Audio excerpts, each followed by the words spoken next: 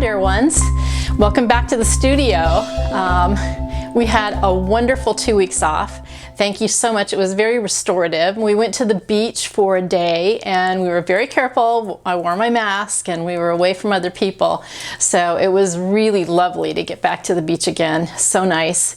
And today we're going to be talking about mixing media and how you can mix up media, and I've got some tips for you about that. For anyone who's new, my name is Caterina. My friends all call me Cat. My husband Don Digison is behind the camera, and we started this channel 5 years ago, and we have over 90 videos for you to watch. And we thank you in advance for all your shares, your subscriptions, your thumbs up, your very kind comments. We appreciate all of that. And I have some sad news for you. My class in June of 2021 has been canceled due to COVID. So, you know, that's, we're pretty bummed about that, to be honest with you, but it just is what it is. So if you want to support our channel, there is a tip jar in the description below, and also we have plenty of Amazon links. And if you get stuff on Amazon all the time, then if you use one of our links, that will help us.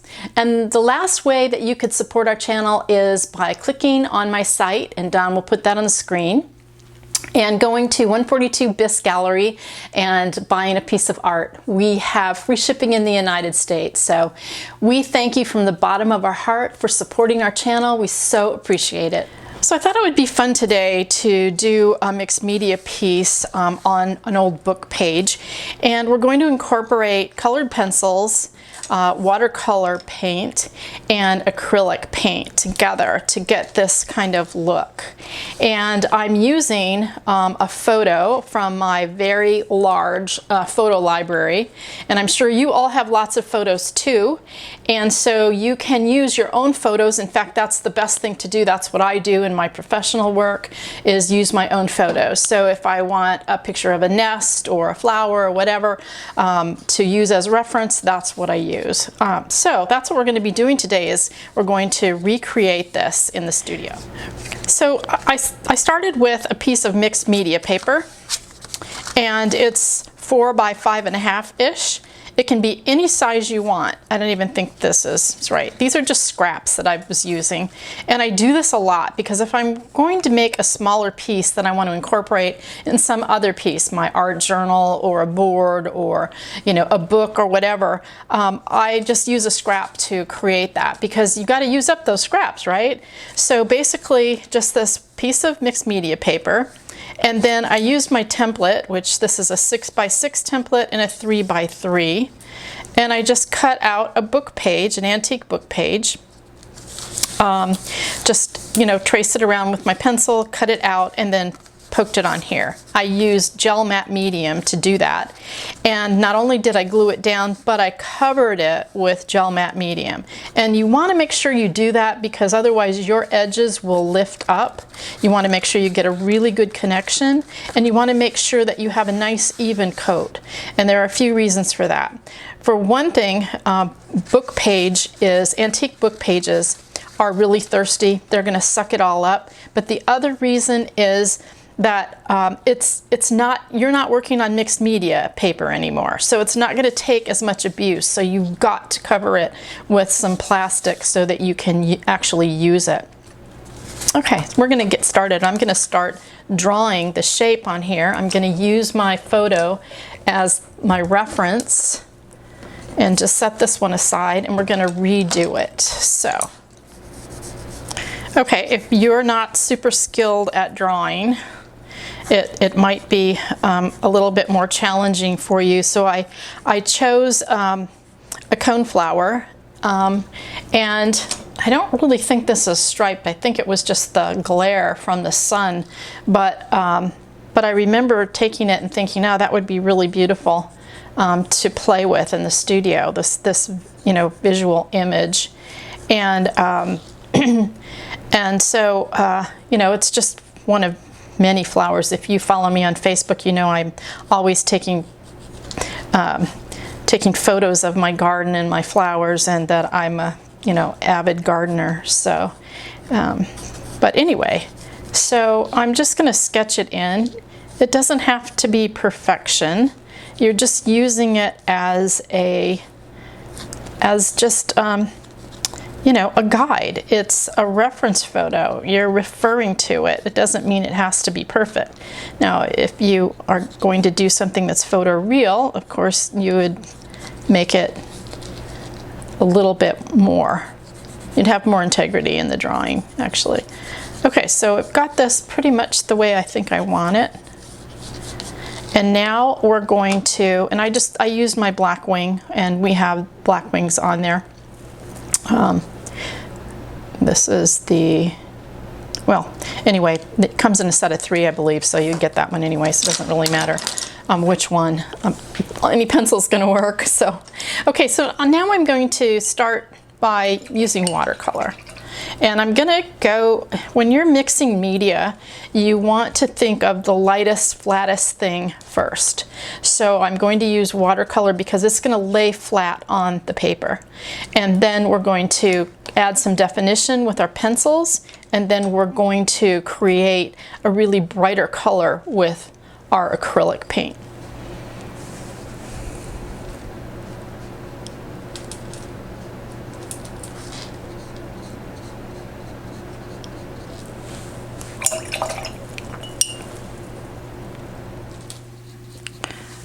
And with watercolor, I'm just going to build up the color. I want a pretty good background because, as you see in the flower, hope you can see that, that there's a lot of yellow, but it's on top. So underneath is the dark color, which gives it the contrast. And so what we want to do is put that yellow on very last. So I'm going to keep building up the color here until we get this. And I think of these as practice. I think of it as just, you know, playing with image. Practicing is really important if you're an artist.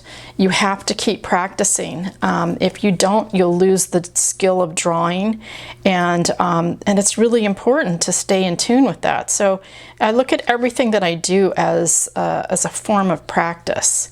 And I'm coming in here with this light green because I can come over the top with a darker color. We can use some colored pencil with that, and you always want to get you know, your contrast, your darker colors in last. So you want to rough it out as a sketch and then come back and play with it. So now we're giving it definition, and it's a little easier when you're drawing to see now where everything is, because the pencil kind of blends in with the book page. So, and if you found the book page just too busy, you can just use just the plain paper, whatever you want to do. I mean, it's your drawing, right? You get to do what you want. Now I'm going to mix some greens together, and I'm going to put just a little bit of black because it's super dark here. And so I'm going to put it in together. You don't want to go strictly black because it just doesn't give you the depth. You need to blend blacks. So, and because it's foliage, it looks really dark, but it's a lot of foliage. It's the intensity of the foliage, and that's what you want to capture.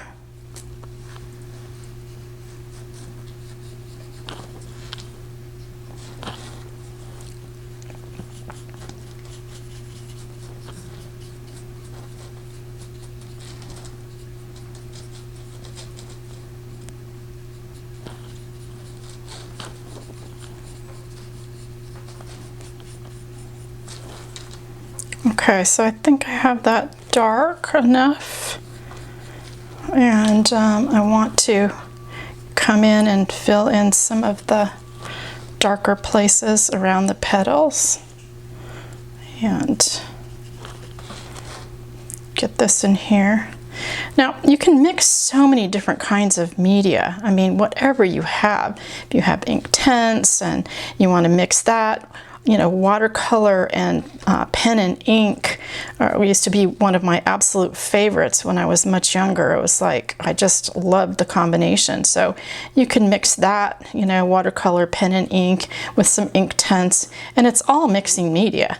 But you want to remember that you don't want to add too many things to your work, because then it just gets muddied and you know, just completely just kind of, I don't know, just it doesn't lend credibility to the piece when you get too many things going on at one time. So you don't mix media just to mix media.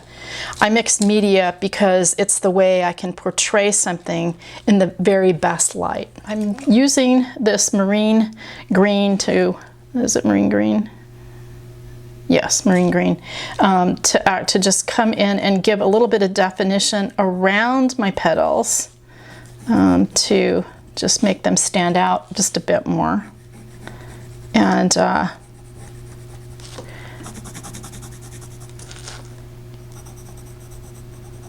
just adding a little bit more color. And then I'm going to come back with this color of green and use it. And this one is, what is this? This is apple green. And one of the things that you can do with the colored pencil is use a blender. I'm pretty sure we have this on our Amazon list. We'll check and make sure, but I love this blender. It's a full blender, and it works really well. It used to be that you could only use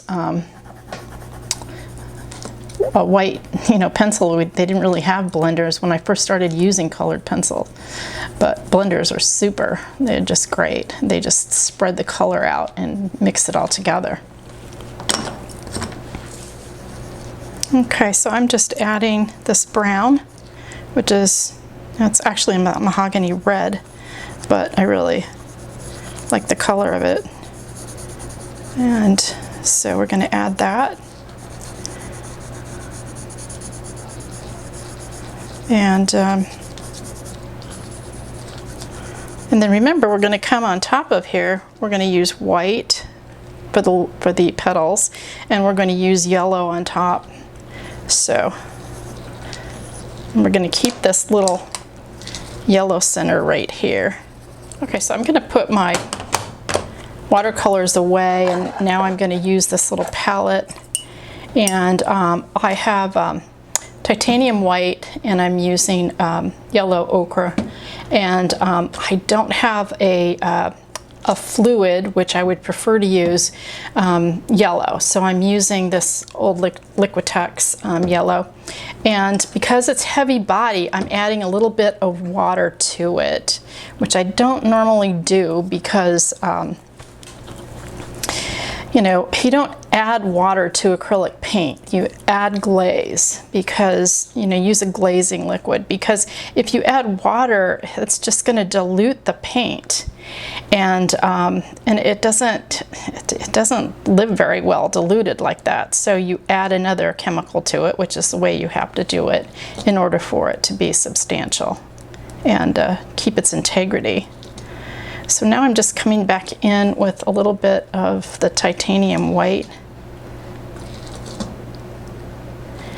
And I often use this kind of brush when I'm doing, you know, really small work. And then I have a liner that we're going to add some of the yellow with too.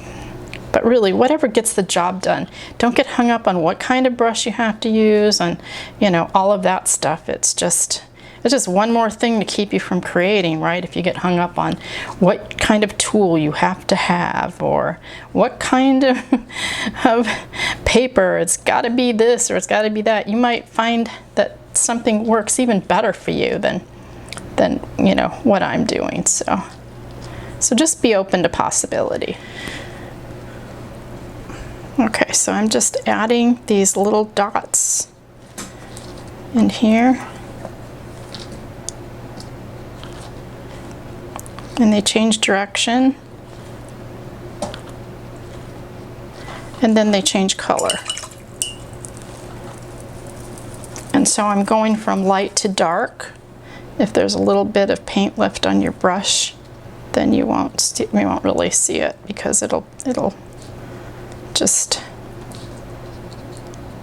merge with the other color.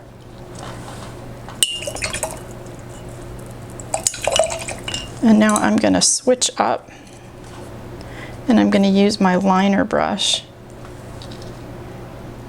and make smaller dots, lines, make a little bit more detail.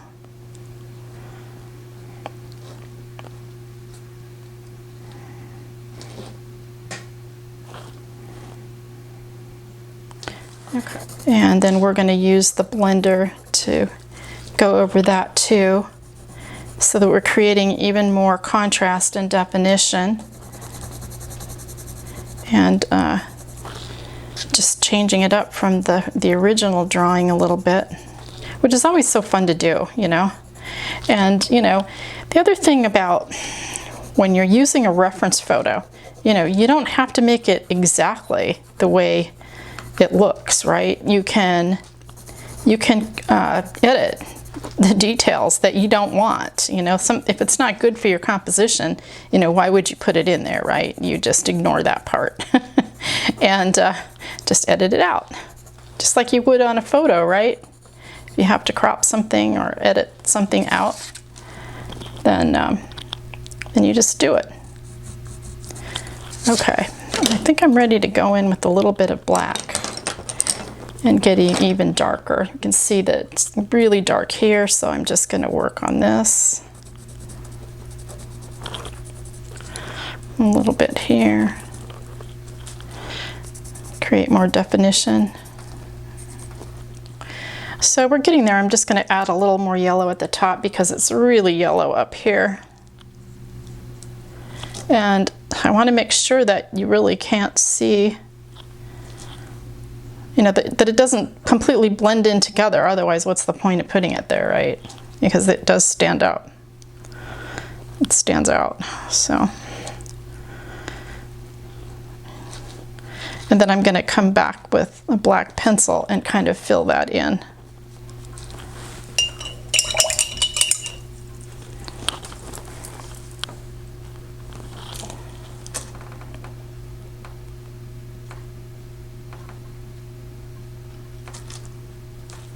And what I love about this is that you can still see the words. So you know that it's not just a plain drawing on paper. So it adds this element of mystery, which is what I always talk about in classes, is adding this element of mystery, like what did it say? What's going on there?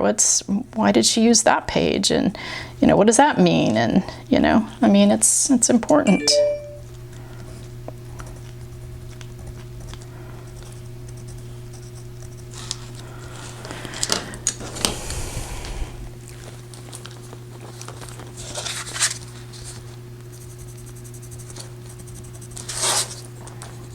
Okay, the last touch is I'm coming back in with the black, and I'm just circling the dots of yellow and these yellow ochre dots so that we have just a little more definition there. And then we are finished. Quick little sketch. Now I have a forest of coneflowers, and I can use them in my work. I can put them in my journal. I can put it on a flat board. I can do all kinds of things with it. I could cut it out. I can, you know, cut it up. I can do whatever I want. And so try it. See what you think. You know, experiment with using different kinds of media and putting them together. Remember, you want to go flat, and then you need a definition. So you need some kind of a pencil or a pen, and then you need a highlight. You need something to use as a highlight. So those 3 tips are, you know, what it takes to mix media. Wow, we're almost at chow for now, and I had a great time painting and creating a coneflower with you in the studio today. And we do a video every other week because I'm constantly working on projects for you.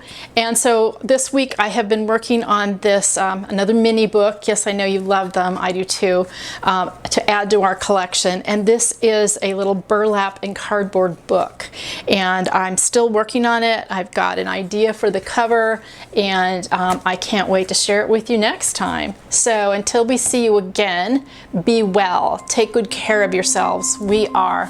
And we send you, both of us, all our love.